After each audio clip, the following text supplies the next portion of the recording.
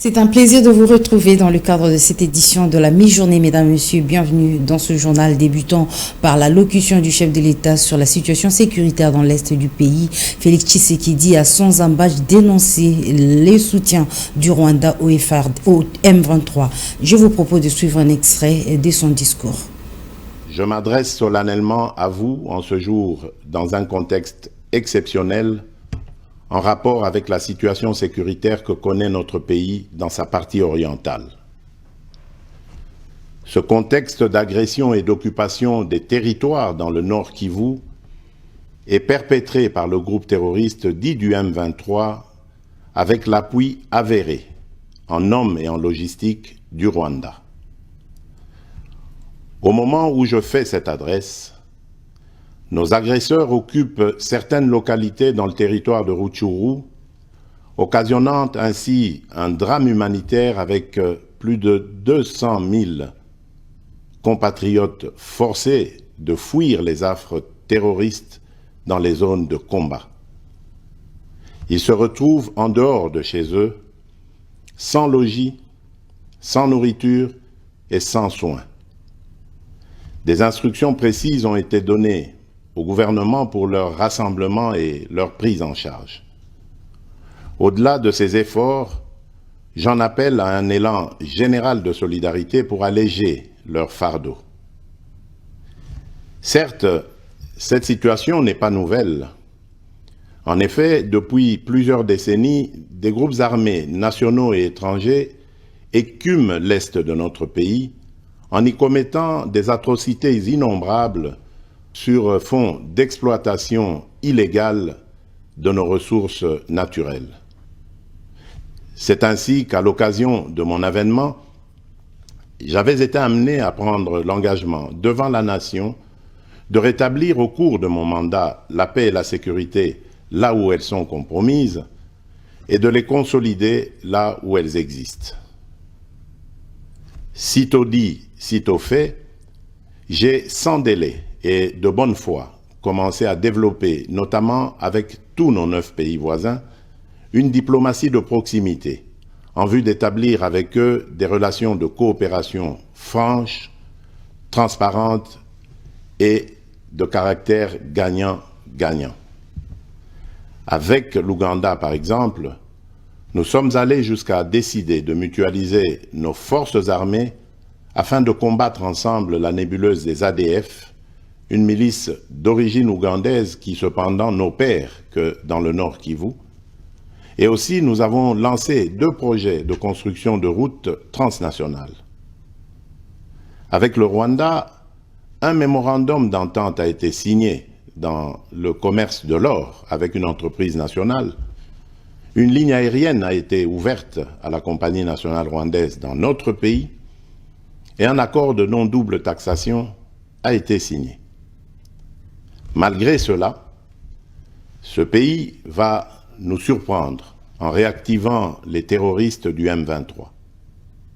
Alors qu'il avait été défait par les armes en 2013, le M23 va refaire surface en prenant notre armée à court, notamment à Bunagana, cité qu'il occupe depuis le 13 juin 2022. Affrontement FARDC, M23 RDF, déplacement des populations, situation humanitaire préoccupante. Le gouvernement de Kinshasa veut voir la situation de près. C'est dans ce cadre qu'une délégation de 5 ministres conduite par le patron de la défense congolaise est arrivée hier jeudi à Goma, capitale du Nord Kivu. Plus d'explications avec Ania Kole. Cette mission gouvernementale comporte essentiellement 2 volets, comme le souligne le patron de la défense nationale congolaise, Dr Gilbert Kabanda Kourenga. 2 missions. La première, une mission humanitaire pour notre population sinistrée par la guerre.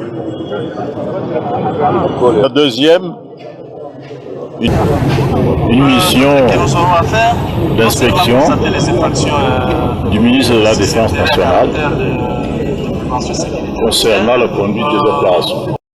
composé du ministre des Affaires humanitaires, de l'Industrie, de l'Agriculture et de l'Enseignement supérieur et universitaire, mais aussi quelques députés nationaux. Cette délégation venue de Kinshasa pourra donc palper du doigt la réalité des populations en souffrance. Sur la première liste de cette catégorie de population, les habitants du territoire des Rutshuru qui n'ont eu d'autre choix que de quitter leur résidence en raison des affrontements entre le FARDC et le rebelle du M23 soutenu par le Rwanda. Cette mission peut également braquer le projecteur sur la question des ADF dans la ville et au territoire de Beni où se mènent les opérations conjointes FARDC et UPDF. On va changer de chapitre. Les représentants de la SENCO et de l'ECC étaient chez le président de la CENI pour parler processus électoral. Selon Monseigneur Donatien Chollet, il était question de discuter sur les mécanismes de renforcement de confiance rompus lors de la désignation du président de la centrale électorale. On l'écoute. Vous savez, l'organisation des élections crédibles, transparentes, apaisées dans le délai est un grand facteur de la paix à laquelle travaillent les confessions religieuses que nous sommes. Et la confiance est l'âme du processus électoral. Et tout le monde le sait, le processus de désignation des animateurs de la CENI a été fait dans un contexte qui a suscité beaucoup de méfiance. Donc le grand défi, c'est le défi de la construction de la confiance. Et nous sommes venus échanger avec le président de la CENI parce que dans notre entendement, quelles que soient les positions que nous avons eues lors de ce processus, il n'est pas question de croiser le bras et voir des choses aller dans tous les sens, mais nous voulons, comme lui d'ailleurs, et c'est son souci, travailler de façon à renforcer cette confiance. Donc nous sommes venus échanger avec le président de la CENI sur les mécanismes de construction, de renforcement de confiance et de collaboration entre la CENI et les partenaires que nous sommes. Et il nous a prêté oreille, il nous a prouvé que nous avions le même souci que lui. Les échanges étaient vraiment très... Dans un autre registre, le président du Sénat, Modeste Bahati, a représenté la RDC à la 42e session de l'Assemblée parlementaire paritaire Afrique, Caraïbes, Pacifique et Union européenne qui s'est tenue du 29 au 2 novembre 2022 à Maputo, capitale du Mozambique. Fifi Kalumbwe. Placé sous les thèmes « Lutte contre le terrorisme en Afrique subsaharienne et des défis mondiaux de la coopération en matière de changement climatique pour l'adaptation et l'atténuation à la suite de la COP27 », le président du Sénat, Modeste Bahati Lukwebo, qui a représenté la République démocratique du Congo à la 42e session de l'Assemblée générale paritaire Afrique, Caraïbes, Pacifique et l'Union européenne, a pris la parole par motion incidentielle pour fustiger la situation critique qui traverse la RDC, dont une bonne partie de la République démocratique du Congo à son frontière avec le Rwanda et l'Ouganda est occupée par le rebelle du M23 soutenu par le Rwanda. En croire le numéro 1 de la Chambre haute du Parlement, ceci doit donc nous interpeller car il n'y a aucun pays qui soit à l'abri du terrorisme, a soutenu Modeste Bahati. Avant de poursuivre son intervention en ces termes, nous allons nous rallier à toutes les recommandations faites pour qu'il y ait une forte solidarité entre les États et que nous puissions réfléchir sur comment mettre fin à la circulation et à la prolifération des armes. Pour Modeste Bahati Lukwebo, au lieu de donner des fonds sous forme de coopération ou d'aide, on peut avec ces fonds créer des structures pour ramasser les armes et assurer une bonne circulation de ces dernières. Cela donnerait l'espoir pour stabiliser cette situation. Et profitant de la tribune lui offerte, le speaker du Sénat congolais a lancé un appel à tous les pays voisins pour mettre fin au soutien du groupe armé, car selon lui, ce qui se passe chez les voisins peut avoir une incidence chez soi. Intervenant sur le chapitre relatif au réchauffement climatique, Modeste Bahati Lukwebo a rappelé que les forêts constituent un moyen de vie et de survie pour le peuple. Le numéro 1 du Sénat a précisé si on continue avec des paroles, des discours, des fausses promesses et l'injustice dans la répartition des fonds devant contribuer à la stabilité du climat dans le monde, on risque d'en rester à des discours creux. C'est pour cette raison que nous disons clairement que, contrairement à ce qui était dit, la RDC respectera ses engagements en termes de l'environnement.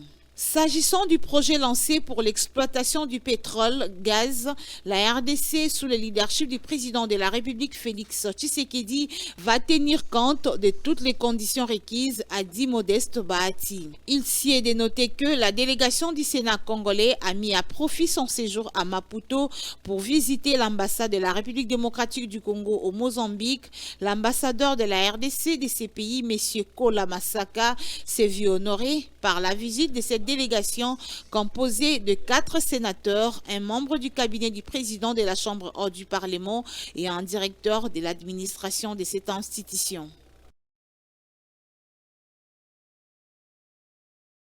Santé à présent, son souci c'est de soigner gratuitement la population de Kindélé dans la commune de Mongafula. Le docteur Alex a organisé hier jeudi une campagne de sensibilisation pour prévenir certaines maladies qui ôtent l'inquiétude aux habitants de cette région. Le tout s'est déroulé dans son centre hospitalier dénommé Montsillon. Ania Kolé et Enoch Mafouka.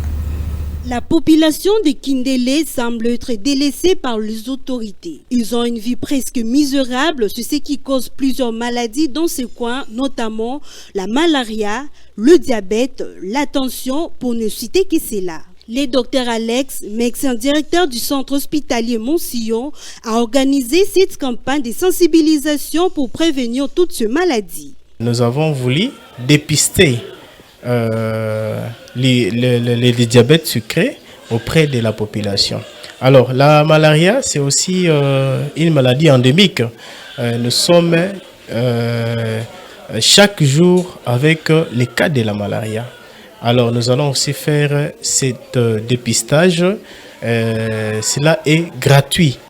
Pour satisfaire le patient, quelques mesures sont essentielles, confient ces professionnels de santé. Nous avons suffisamment de personnel pour s'occuper du malade, ceux qui viendront et ceux qui sont déjà là. Et nous avons suffisamment aussi des intrants parce qu'ils vont faire les examens. Nous avons des intrants suffisants pour satisfaire tout le monde. Traitement sanitaire gratuit, soins donnés avec amour, quelle n'était pas la joie des bénéficiaires.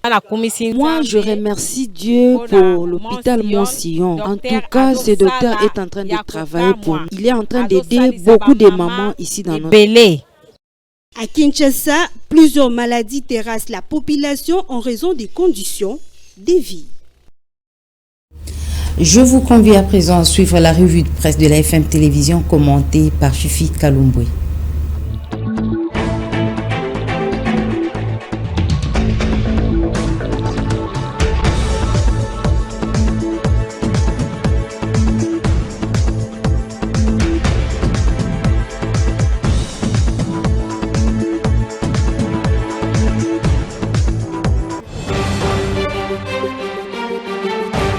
Bienvenue dans cette revue de presse. Débutons avec la prospérité qui revient sur le discours du président de la République et titre dans son adresse à la nation, RDC, Félix Tshisekedi réitère son engagement de défendre la patrie jusqu'au sacrifice suprême.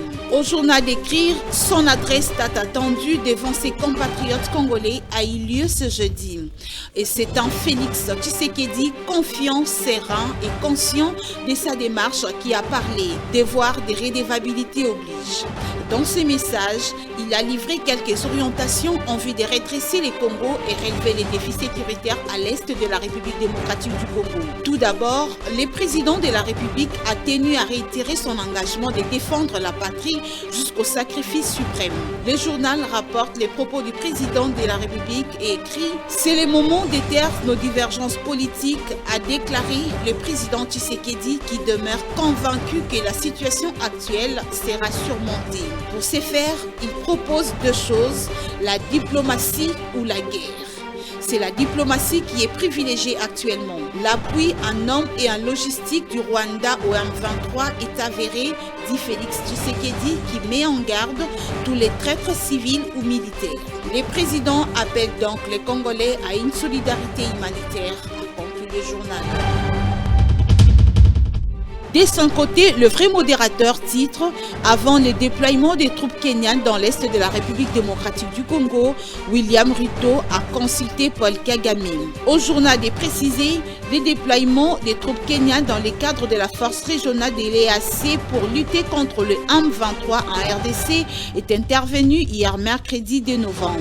Le président William Ruto, qui signait son premier acte depuis son accession à la magistrature suprême dans le cadre de la sous-région à son pays, joue un grand rôle, a longtemps insisté avant d'accéder à la demande de ses pairs. Le nouveau président kenyan a passé en revue les véhicules militaires de son arme devant être affectés dans l'est de la RDC et a remis l'étendard de commandement des troupes. Au journal de conclure, le déploiement des troupes kenyanes en RDC fait suite à une décision approuvée et adoptée par les dirigeants régionaux du 3e conclave de chefs d'État de l'EAC sur la paix et la sécurité dans l'est de la RDC qui s'est tenu à Nairobi en juin 2022.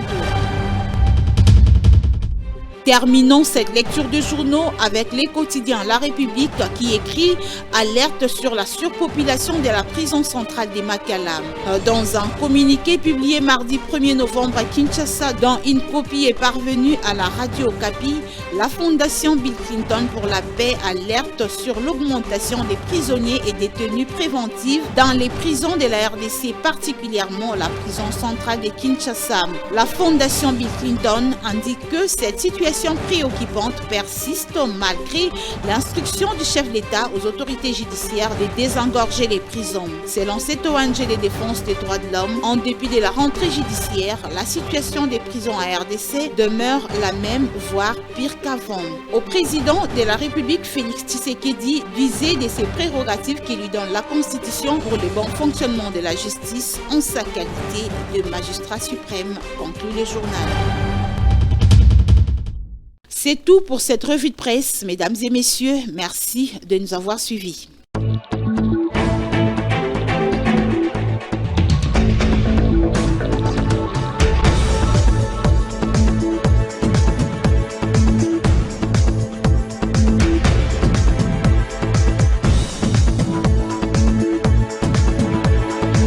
Ce journal est complètement terminé, mesdames et messieurs. Merci de l'avoir suivi. Excellente suite de programme sur la FM TV.